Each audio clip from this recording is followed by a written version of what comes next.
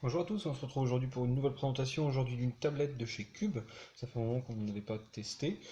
On est sur un smartphone tablette, on est plutôt sur une petite tablette ou un très grand smartphone puisqu'on est sur un appareil de quasiment 7 pouces.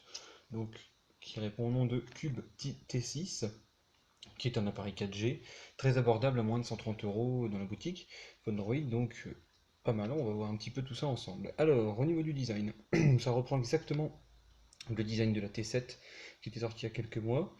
Et donc là, on est toujours sur un arrière en plastique granuleux. On a un contour simili-métal, mais on est bien sur du plastique. Et on retrouve donc sur le dessus les boutons de volume, le bouton power. Sur la tranche du dessus, on a le jack et l'emplacement micro USB. Et en fait, vous pouvez déclipser une partie de l'arrière, ce que je vais faire tout de suite. Hop, voilà, petite chute. Et vous retrouvez ici donc deux emplacements carte SIM. Alors ça c'est plutôt original sur une petite tablette. Vous avez ici la SIM 1 et la SIM 2 et ici une micro SD ainsi qu'une caméra de 2 millions de pixels avec un flash. Vous voyez qu'après on remet tout simplement ce petit cache qui est d'une qualité juste correcte. Mais bon, ça fera l'affaire. Voilà. Puisqu'on n'est pas censé ouvrir tous les jours non plus sa tablette. Et ici vous avez un haut-parleur arrière. Alors, une fois qu'on met l'appareil en route, on se rend compte tout de suite qu'on est sur Android 5. Alors ça aussi, hein, en tablette, c'est une première. Bon, on vérifie ça, on est même sur Android 5.1 Lollipop. Vous voyez. Et légèrement customisé avec de nouvelles icônes, etc. Bon, c'est pas, ça n'a rien de transcendant, hein, mais c'est vrai que c'est assez joli. Moi j'ai trouvé le design assez sympa, ça rappelle un petit peu Cyanogen par exemple. Alors au niveau des applications, on retrouve les applications standards, hein, tout ce qui est, donc là, il n'y a pas le Play Store, mais on l'installera avant d'envoyer votre commande.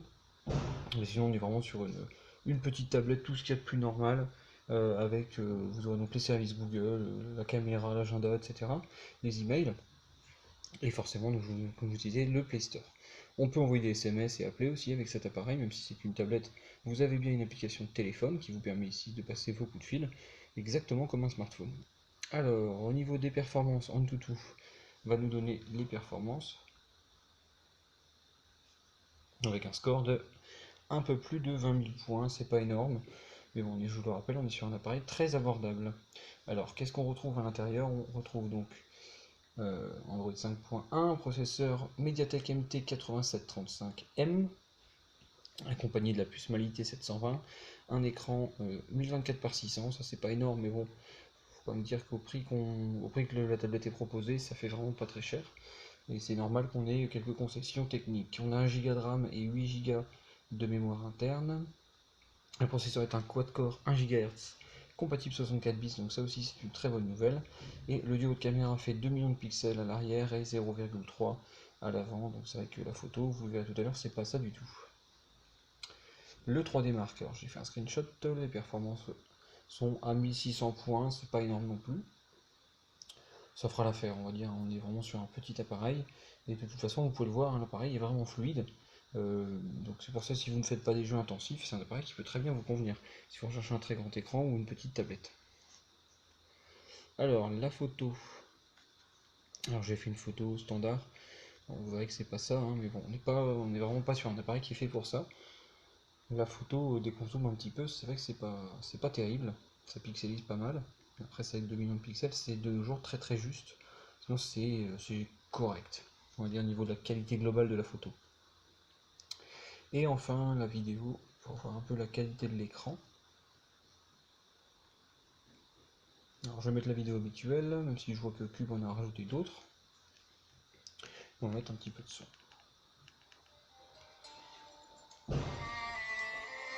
Ah, le son est pas trop mal, ça va, il est assez puissant. Ouais, il est même vraiment puissant. Sinon c'est assez standard.